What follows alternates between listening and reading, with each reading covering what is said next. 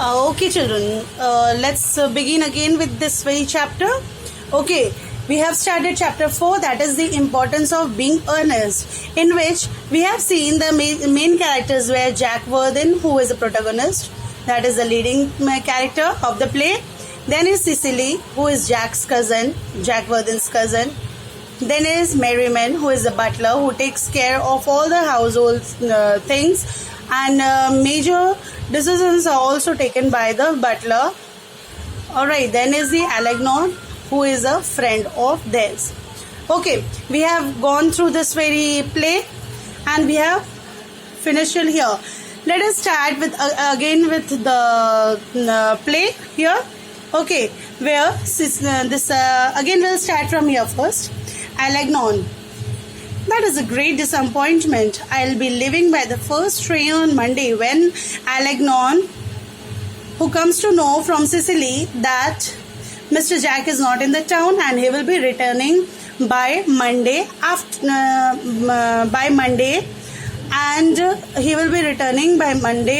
afternoon. Okay, when Algernon he comes to know that from Cecily, then Algernon was very disappointed because he said to Cecily that but he has his train, he has his tickets back to leave on Monday morning itself.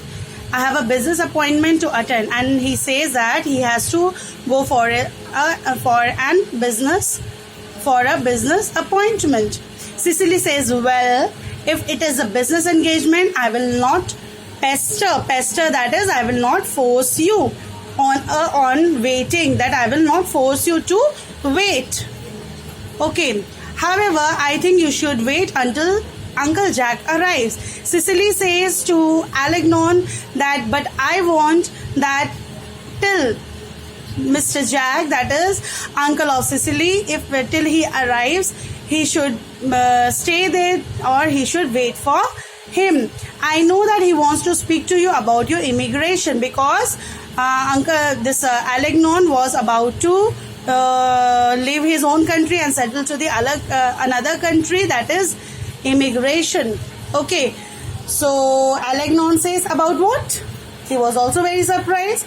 Then Cecily says, your immigration, Uncle Jack is sending you to Australia. And Cecily says to Algernon that Uncle Jack wants you to go to Australia. Algernon says, Australia? I would rather die than travel to Australia. Means that Algernon, he does not want or to go to Australia. He does not like Australia even. So he says, rather than to go to Australia, I would like to die. Cecily says, well, he did mention it during dinner on Wednesday night. He, who is he here? Here he is mentioned as Jack, that is Uncle Jack. Cecily says that Uncle Jack, he has mentioned that you will be going to Australia on Wednesday night before his leaving.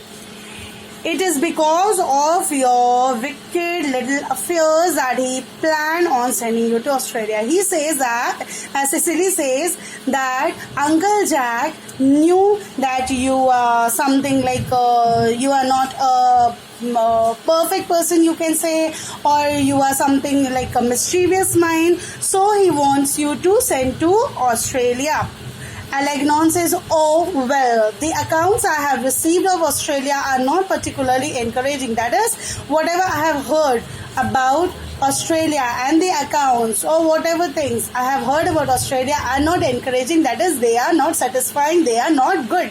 This word is good enough for me, cousin Cecily. Now, Algernon tells to Cecily, he is convincing Cecily that she would rather convince to Uncle Jack for not sending Algernon to Australia. He says that Cecily, I have heard that Australia is not good country and it is not good, and this very world, this very country where I am residing now is quite good than Australia. Cecily says, yes, but are you good enough for it? Now, when Algernon says that the word is good enough for me, but Cecily there and then she mentions, yes, this word is of course very good, quite good enough. But are you good enough for Are you rather perfect to stay in our country? Alagnon says, I am afraid not. I am not afraid of anything. That is why I want you to reform me.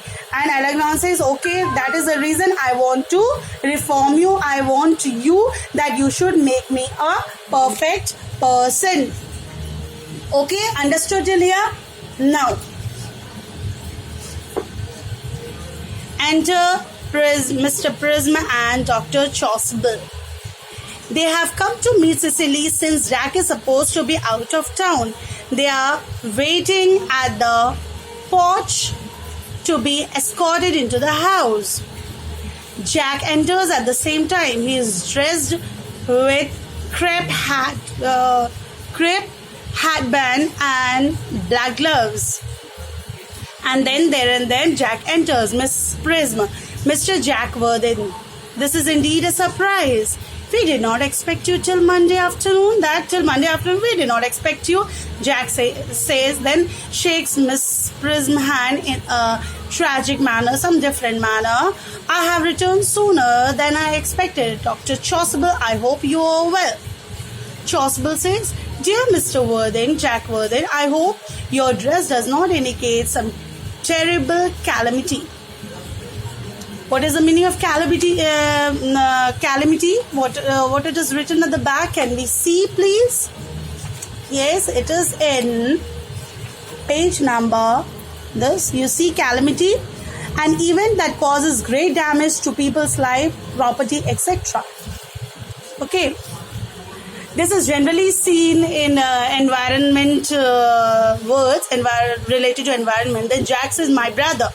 Miss Prism, don't tell me that he has more shareful depths and extravagance to talk of, something extraordinary to talk, still leading his life full of pleasure.